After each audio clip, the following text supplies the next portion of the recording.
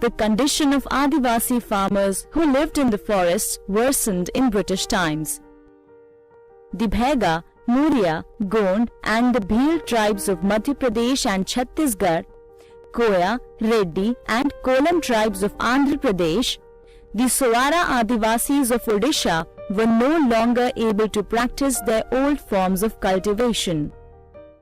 They were forced to become laborers of either the forest department or the contractors, or they became bonded laborers of moneylenders or farmers who came from outside. The places where roads and railways were laid became easily accessible for the people from outside to come and settle down in Adivasi areas and thereby slowly seize the land from the Adivasis. Power of the forest department also increased. Practices like fining and beating people at the smallest pretext, forcibly entering into their houses and taking away their belonging, ill-treating women, taking bribes, getting beggar, free labor done by people became common. The Adivasis also protested to these adverse situations in certain places. During such protests, they would burn down many police stations, posts of the forest department and houses of moneylenders. In many cases, there are instances when they have set fire to the entire jungle. Such protests were made by the Santhal Adivasis of Jharkhand in 1856, the Koya Adivasis of Andhra Pradesh in 1880 and 1922, by the Maria and Muria Adivasis of Bastar in 1910 and by the Gond and Kolam Adivasis in 1940.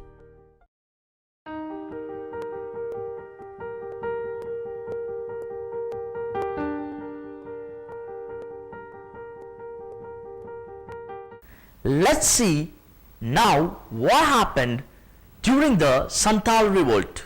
From the beginning, the Santhals of Jharkhand had been resisting and protesting the British rule. In 1855 to 56, there was a massive revolt in which the Santhals began looting and killing the zamindars and the moneylenders. The Santhals had declared that the British rule had come to an end and that they were making a free state of the Santhals. The biggest drawback of the revolt was that the Santhals were poorly armed. They were holding only bows and arrows and were not able to withstand themselves against the gun-bearing British army.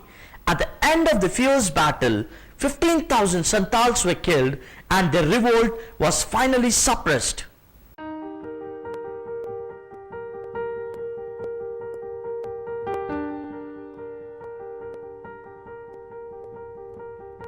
Fate of the Munda Adivasis was not better than the Santhal Adivasis.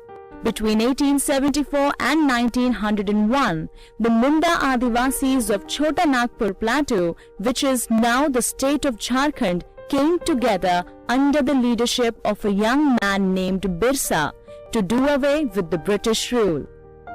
Birsa was thought as Bhagwan and people were ready to follow his every words. They wanted to do away with the foreign government that protected the zamindars, the moneylenders and the courts of law that had deprived the Mundas of their lands and their rights over the forests. In the end, the Munda rebellion was suppressed by arresting the leaders and putting them behind bars. Birsa Munda died in prison in 1900. However, the government was compelled to make laws to protect the rights of the Adivasis of Chota Nagpur.